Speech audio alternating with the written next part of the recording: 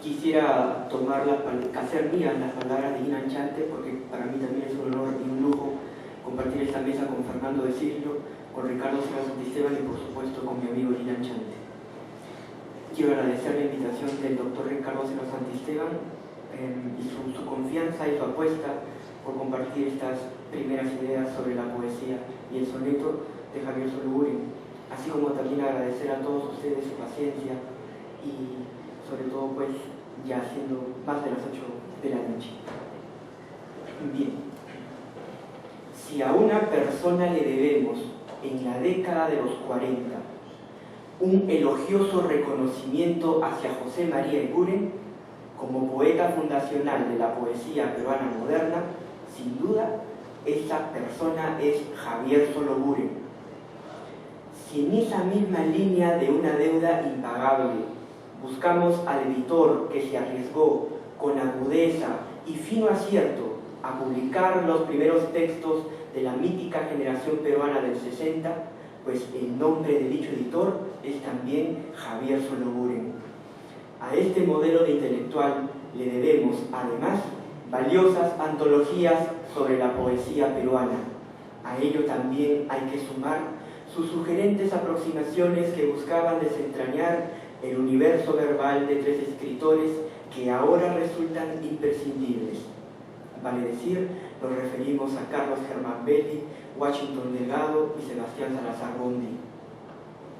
Todo este medular legado hace de Javier Solóburen un escritor fundamental para entender el desarrollo del fenómeno literario peruano.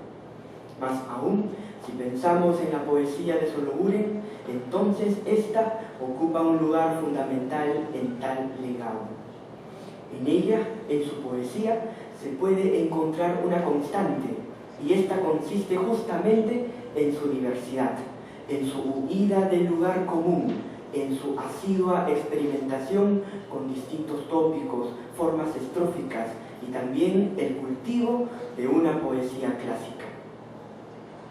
En estas direcciones, su poesía ofrece un trabajo con el verso libre, la ruptura de la linealidad del significante, como es el caso del poema Viento de vocales, el trabajo con la espacialidad de la página en blanco, cuyo ejemplo se encuentra en el poemario Folios de El enamorado y la muerte, así como también con el dominio del endecasílabo y en sus distintas modalidades y de la elaboración de una forma de composición fija que tiene sobre sí una vasta tradición. Nos referimos al soneto.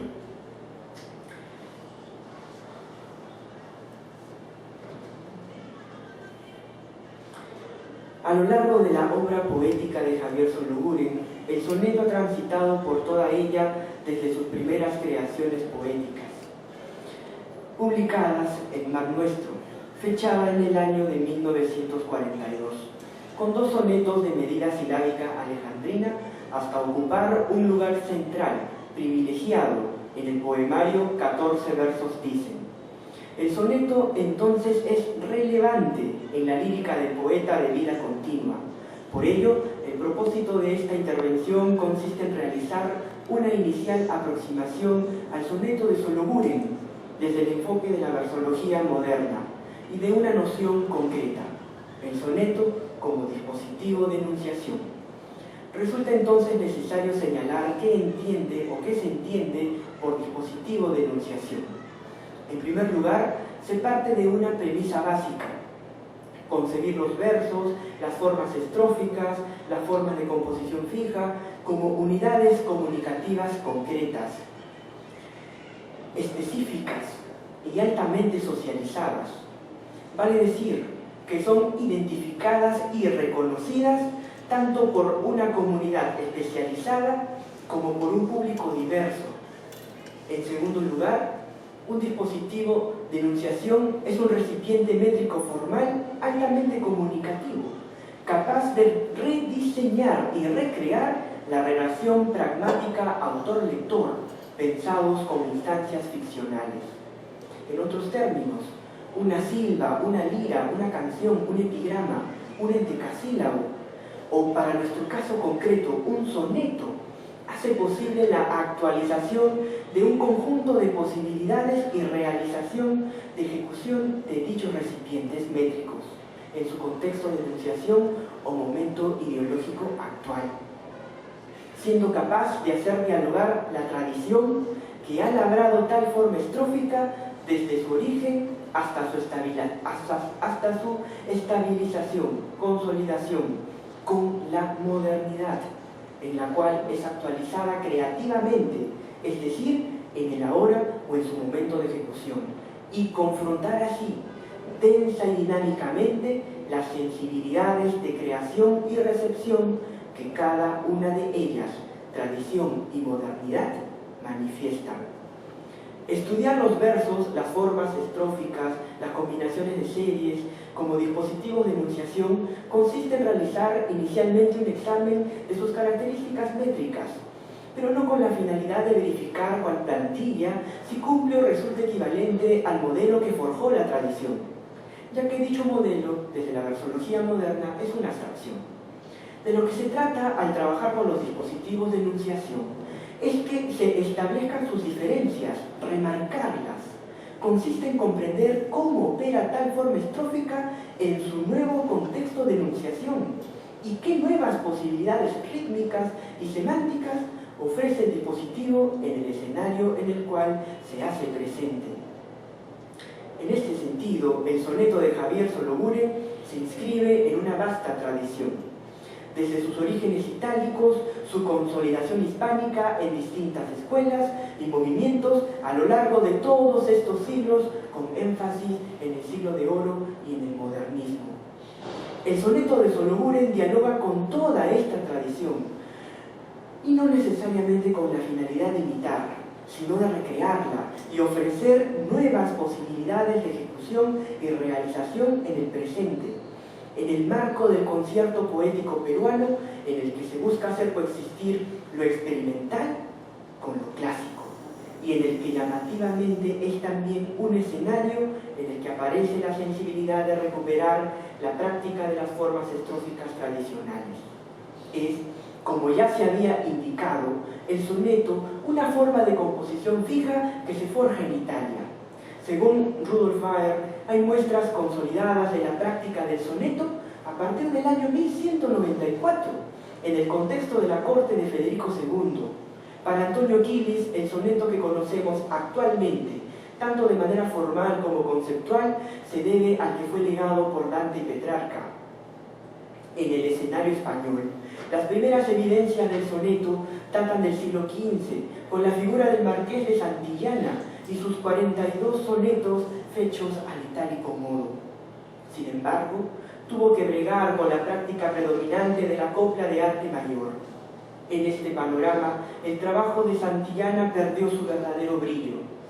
Fue en el siglo XVI, con Juan Boscán y Garcilaso de la Vega, que el soneto en España se consolida, así como también una medida silábica medular, el endecasílabo. Ellos siguen de manera directa el modelo de Petrarca y también tenían como factor clave que para 1525 el arte mayor era empleado en menor medida. De las breves historias del soneto escrito en lengua española que elaboran Antonio Quilis como Marcela López Hernández, se puede realizar la siguiente síntesis. El soneto alcanzó un notable esplendor en el siglo de oro y especialmente en el barroco, con los nombres representativos de Lope, Góngora y Quevedo. En el siglo XVIII la práctica del soneto queda relegada, ya no resulta valorada y son pocas las muestras de su cultivo. El siglo XIX muestra un paulatino resurgimiento del soneto. Para recuperar el soneto su lugar privilegiado, tuvo que esperar la llegada del fenómeno modernista. Asimismo, el modernismo no solo es la recuperación del soneto, también es el momento en el cual se desarrolla una diversidad de variaciones o actualizaciones en su organización métrico-formal. Entre las principales se encuentran en primer lugar, como mostramos en las diapositivas, el trabajo con la incorporación de rimas a la manera francesa en los cuartetos. Segundo, la modificación de la rima en el segundo cuarteto, también de influencia francesa. Esto trajo como consecuencia el aumento y variedad del número de rimas, ofreciendo ahora un total de 7. Tercero, la elaboración de metros diversos en su composición, trisílabos como el soneto o sonetillo Verano de Manuel Machado, y hasta la heterometría en el interior de sus estrofas. También el soneto Estío Juventud de Manuel Machado, que combina alejandrinos, bisílabos, heptasílabos, pentasílabos. El posmodernismo desarrolla una práctica generalizada del soneto, circunscribiéndose a su estructura clásica. La generación del 27, según señalan Quilis y López Hernández, fue la que cultivó sobremanera el soneto en su modalidad clásica. En un trabajo del año pasado, Arcadio Pardo señala que para el contexto español del siglo XX, el soneto clásico, cito, se impone con su estructura más rigurosa, antes y después de la Guerra Civil Española. Es decir, en España la forma tradicional del soneto impera desde dicho momento hasta el presente, y Arcadio Pardo cita como ejemplos los sonetos espirituales de Juan Ramón Jiménez, que datan de 1916, los sonetos amorosos de Germán Bleibert, de 1936, hasta el poemario Esta espina dorsal estremecida, sonetos de Sagrario Torre del 2007, o los de Carlos Murciano en Amatorio del año 2010, todo en el contexto español. Lo llamativo es que ante este panorama clásico del soneto en España, el mismo Arcadio Pardo subraya que es en Hispanoamérica donde el soneto ha producido la mayor experimentación entre novedades y variantes, y que va más allá del modernismo, sin que ello haya limitado, por supuesto, el cultivo del soneto tradicional.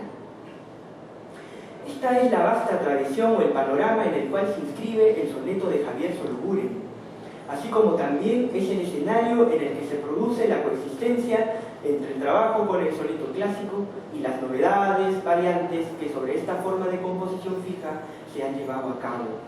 El soneto de Sologuren como dispositivo es también esa coexistencia entre lo clásico y lo innovador.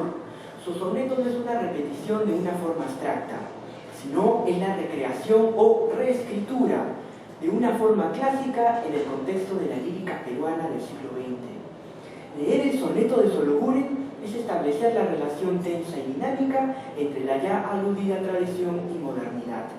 Los primeros sonetos que publica son los ya aludidos en Mar Nuestro, de 1942, al lado de Lestua y Jorge Eduardo Eyelson.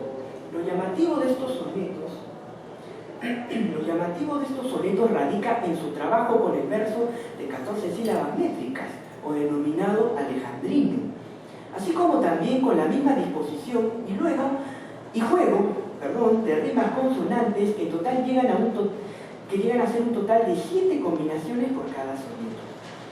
Este hecho es importante porque permite pensar en una escritura muy similar a la realizada en el contexto modernista. Sin embargo, el lenguaje empleado en su soneto se aleja categóricamente del léxico preciosista. Esta relación entre el recipiente y el contenido tiene su punto inicial con los sonetos de Gandelomar, cuya arquitectura métrica formal es marcadamente modernista, pero el léxico y su universo representado se oponen a su recipiente. Estos dos sonetos que estamos mostrando comparten también otras características. Una de ellas es el trabajo con el encabalgamiento abrupto y el suave, desde la óptica de Quilis, que operan tensamente entre la ruptura del continuo del verso y su dejarlo fluir, que se extiende hasta más allá de la quinta sílaba del verso inmediato, o incluso en toda su extensión. Otra característica es el empleo de amplificadores semánticos, como es el caso de los signos de exclamación presentes en el segundo cuarteto de ambos sonetos, y que abarcan respectivamente el tercer y cuarto verso. Luego de estos dos sonetos, los nuevos que publicará Javier Sologuren abandonan la medida silábica alejandrina por el empleo del endecasílabo. Así, los sonetos de El Morador, El diario de Perseo, Regalo de lo profundo, La gruta de la sirena, o los de sus 14 versos dicen: Desarrollan diversas actualizaciones del endecasílabo y sus modalidades enfática, melódica, heroica o sáfica. Todas ellas coexisten y en ellas pueden fundarse la invariante del verso de Sologuren, en términos de Dietrich, vale decir, en su diversidad. Ellos nos conducen también a señalar que la organización de los tiempos marcados en sus versos se fundamenta en la pluriacentualidad, que es característica de nuestra conciencia rítmica, también en términos de Oldrich Pietsch. No hay un esquema rígido, un patrón o norma que someta la realización de dichos tiempos marcados, o que se siga de manera rigurosa como modelo. Ello no quiere decir que la diversidad y flexibilidad atenten contra el plano rítmico de sus sonetos. Por el contrario, Sologuren hace de lo variable y de lo plural la base para la construcción del movimiento rítmico de sus sonetos, así como también se podría extender esta idea a su obra poética en general. Las rimas con las que trabajará Sologuren en su obra posterior ya no recogen las 7 posibilidades combinatorias de sus 2 primeros sonetos. Sus rimas operarán en total con las habituales 4 o 5. Aquellas que conforman los cuartetos emplean solo 2 juegos de rimas, cuya disposición es constantemente abrazada, tal cual se muestra en las diapositivas, con 2 notables excepciones que enriquecen su plasticidad. Nos referimos al soneto El Morador, ya leído en esta mesa, del libro que lleva el mismo título, con su disposición tal cual la podemos apreciar, y el soneto Contra el Vacío, de 14 versos dicen, organizados de la siguiente manera, tal cual se puede evidenciar. En lo que respecta a los tercetos, sin duda, estos ofrecen una notable variedad y flexibilidad. Por ello, resultaría poco efectivo establecer un patrón sobre su disposición. En lo que respecta al estatuto del circuito comunicativo que diseñan sus sonetos, y aquí pensaremos un poco en el artículo de Miguel Ángel Garrido sobre el estatuto del personaje del soneto amoroso del siglo de oro, habría que mencionar que es posible encontrar un locutor personaje o que se autorrepresenta con la finalidad de dirigir su enunciado e incluso apelar hacia un alocutario representado que se hace manifiesto en cualquier modalidad de la segunda persona. Asimismo, el locutor del poema también se limita a representar y valorar el mundo externo. El soneto de Javier Sologuren, como dispositivo de enunciación, construye entonces sus condiciones formales y a la vez su propio espacio desde el cual enunciar. Así, diseña su lugar en la tradición del soneto hispánico y específicamente peruano. En nuestro país, el soneto es una forma de composición fija fuertemente arraigada en nuestra tradición lírica. Nombres como los de Ricardo Palma, Manuel González Prada, Chucano, Vallejo, Valdelomar, Martín Adán, entre otros, labran dicha tradición. Sin embargo, aún carecemos de un estudio histórico del soneto del Perú, de sus variedades, actualizaciones o reescrituras, de por supuesto este importante dispositivo de enunciación o dispositivo poético. En ese breve esbozo de la tradición del soneto en nuestro país se sitúa también la práctica del verso libre, acompañado de un, a veces explícito, rechazo a las formas estróficas tradicionales. En este espacio en conflicto, desde el cual se enuncia el soneto de Sologuren con su diálogo entre tradición y modernidad, él mismo hace de su obra en general la clara muestra de tal diálogo al hacer coexistir, convivir sus sonetos con la más ferviente experimentación sobre el verso y las estrofas, tal cual nos mostramos en las primeras diapositivas al presentar, dicto de vocales, el siguiente poema, el cual siguió. La década de los 80 en el Perú está dominada por el verso libre, el registro coloquial, la poesía conversacional, por el ingreso de un lenguaje virulento al léxico del poema. En este contexto, Sologuren publica en 1987 sus 14 versos dicen, libro que reúne un breve grupo de poemas organizados en 2 cuartetos y 2 tercetos, sonetos, que no reciben su denominación en cuanto tal, pues es un escenario de extremismo libre, en un escenario de extremismo libre. Sologuren hace hablar a sus sonetos con una de las, a sus versos con una de las formas estróficas más tradicionales. Pero ese grupo de poemas llevan a cabo la más importante de las actualizaciones o reescrituras del soneto. Nos referimos a la ausencia total de signos de puntuación que permite que el verso fluya sin ruptura alguna y que su lectura sea la más cercana a la oralidad, al habla. Vale decir, que el lector diseñe el movimiento o el ritmo de lectura del poema. Esta ausencia de puntuación, más cercana al verso moderno, ¿por qué no al fluir surrealista? Ingresa al espacio del soneto, al espacio de una forma clásica y mutuamente se reescriben. El soneto de Sologuren, en 14 versos, dice: es un dispositivo de enunciación, tradición y modernidad. Escritura y lectura se despliegan en su espacio poético. Apreciemos uno de los poemas de 14 versos, dice: mueve el cuerpo desnudo su marea, en su cerrada red corre la sangre, los espejos del sueño se deslizan, todo gravita como un mundo aparte. Duermes y estoy desde mi propio canto, sintiendo en ti la cálida resaca, la delicada combustión del aire, esa extrañeza que se torna estatua. Duermes y estando junto a ti me encuentro, solo atrapado en la profunda noche, vigía desvariado y al acecho. Eres un mar cerrado, y mientras duermes y estoy a tus orillas y me tienes presente en tu confianza y tan ajeno. Escribir utilizando sonetos en el contexto de la lírica de los 80s en el Perú puede resultar anacrónico, pero le permite a Sologuren recontextualizar la enunciación y, por tanto, buscar un lector oyente para sus sonetos con nuevos códigos. Tomando las palabras de Gerber Leger sobre los Liras de José María Eguren, se puede afirmar que el soneto de Javier Sologuren, como dispositivo poético, propone nuevos protocolos de transmisión y de escritura en un marco intertextual también polifónico.